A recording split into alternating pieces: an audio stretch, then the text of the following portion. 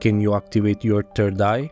Is it real that we can access certain dimensions that we are not able to perceive without awakening this force? Well, according to these connections, some people are already masters. But before we delve into the examples, let's see what the third eye really represents. A parietal eye, also known as a third eye or pineal eye, is a part of the epithalamus found in most reptiles.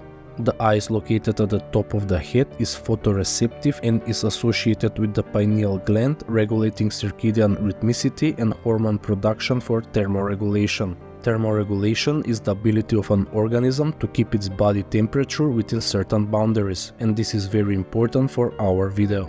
We know that the third eye is important in the ancient texts and religions, especially in Hinduism and Buddhism. In Hinduism, the third eye is often associated with Lord Shiva. The third eye is connected with inner vision, intuition, and higher consciousness. It's believed to provide insight and understanding beyond ordinary perception. The opening of the third eye is thought to lead to spiritual awakening and enlightenment. And indeed, there are studies suggesting that inside the pineal gland there can be produced bioluminescence, a cold light without heat, and some suggest that there is folded retina inside that perhaps can see the light. The studies are not specifically about the human pineal gland, but check this out. Experienced yogis and monks meditate at high altitudes in the mountains and during extreme temperatures while wearing only their traditional clothing. Wet towels are thrown onto their bodies, and upon contact they promptly dry, generating steam. Under such conditions, an average person would freeze to death, but these monks remain calm, unaffected, and manage to dry the sheets. Here we have a Buddhist monk having his vital signs measured as he prepares to enter an advanced state of meditation in normative trance. While in meditation, the monk's body generates enough heat to effectively dry cold wet sheets placed over his shoulders in a chilly room. The scientists don't have an explanation, but let's remind ourselves of the role of the third eye in reptiles mentioned at the beginning of the video.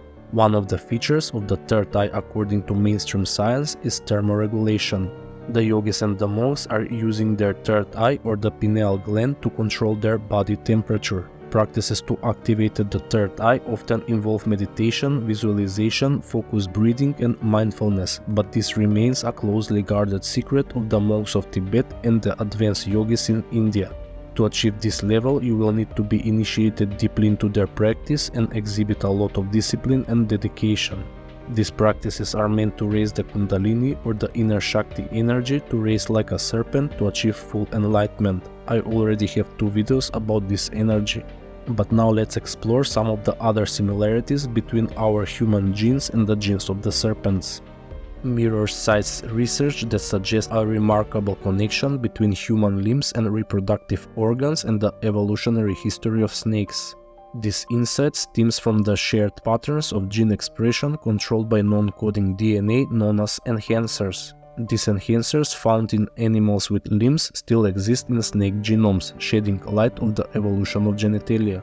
Further investigation showed that lizard enhancers could function in mice to drive gene expression in both legs and genitalia, similar to the mouse version. In contrast, snake enhancers only trigger gene expression in the genitalia. While the origin of snakes remain mysterious, they first appeared in the fossil record around 98 million years ago, while according to mainstream science, modern humans emerged only 300,000 years ago. This research invites us to reconsider the fascinating evolutionary connections that link human anatomy with the unexpected history of our reptilian ancestors. In a surprising revelation, recent research has unveiled the latent capacity within humans to develop venomous capabilities akin to some of the most feared reptiles.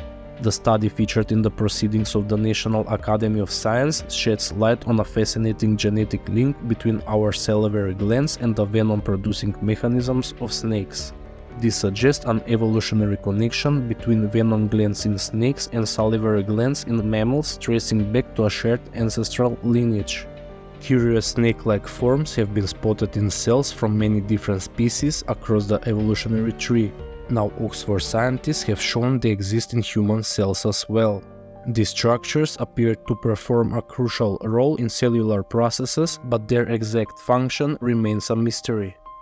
Dr. G. Longslew group at the Department of Psychology, Anatomy and Genetics in Oxford named the structures Cytophidia because of how they looked under the microscope. Cytophidium is a cell snake in Greek, and they have heads and tails and can move around. They really do look like snakes.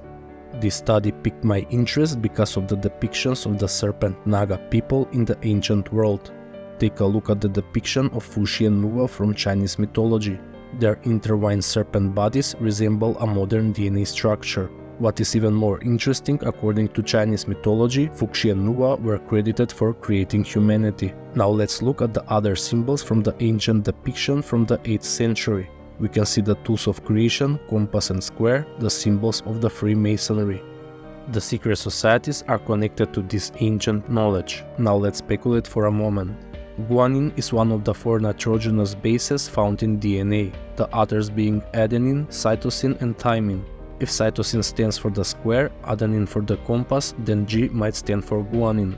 Guanine pairs with cytosine through hydrogen bonds in the double-stranded DNA structure, forming one of the base pairs that help maintain the DNA double helix structure. This is just a speculation, but also other sources point out that the Masonic logo stands for sex and reproduction, so the G might stand for the genes or genetics. But there is far more peculiar symbol on this photo, and it is the Dharma symbol. The Dharma Chakra or the Wheel of Dharma is a widespread symbol used in the Indian religions such as Hinduism, Jainism and especially in Buddhism. Dharma is the eternal law of the cosmos inherent in the very nature of things, a kind of fundamental substance, and in my opinion, this substance is the DNA. The Dharma Chakra symbol represents the pDNA shape as seen from the top. pDNA is the primary and most stable conformation found in living organisms. aDNA and zDNA can occur in certain contexts, but they are not conducive to the normal processes of DNA replication, transcription, and protein synthesis that are essential for life. If we examine this representation of the Dharma Chakra wheel, we can observe various forms of life presented starting from the bottom with animal life, progressing to humans, and ultimately reaching the Naga serpent people at the top. In the middle there is a phallus, symbolizing the connection to procreation, evolution, and DNA. All these symbols indicate a link between our DNA, the process of creation, and the serpent form. To make it more interesting, Fuxi is considered to be the creator of the divination tool known as the I Ching. The I Ching, also known as the Book of Changes, is an ancient Chinese divination tool used for predicting the future and gaining insight into specific situations or questions. This topic deserves an entire video of its own. Modern studies of the I Ching are showing that this old technique operates in the same way as our DNA. This article discusses the similarities between the I Ching and DNA. According to this, both systems use a quaternary system of numbers and have 64 combinations. This study suggests that the I Ching can be used to represent the genetic code.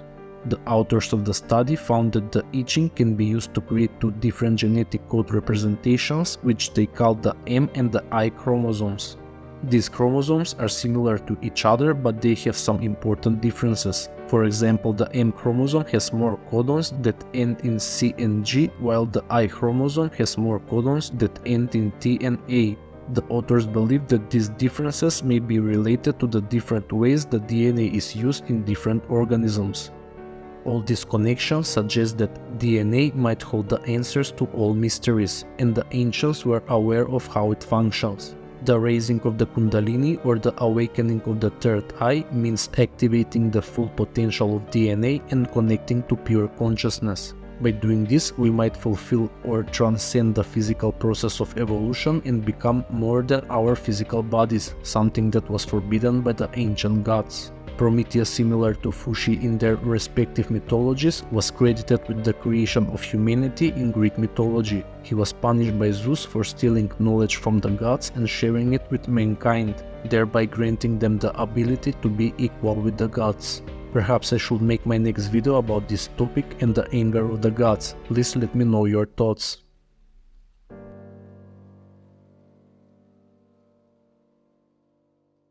Don't forget to like and share the video and subscribe to my channel with notifications on. As I've stated in my previous video, I will be very grateful if you can help my channel by supporting me on Patreon, because this is the only way for my research to continue, because creating this video takes a lot of time. Thanks.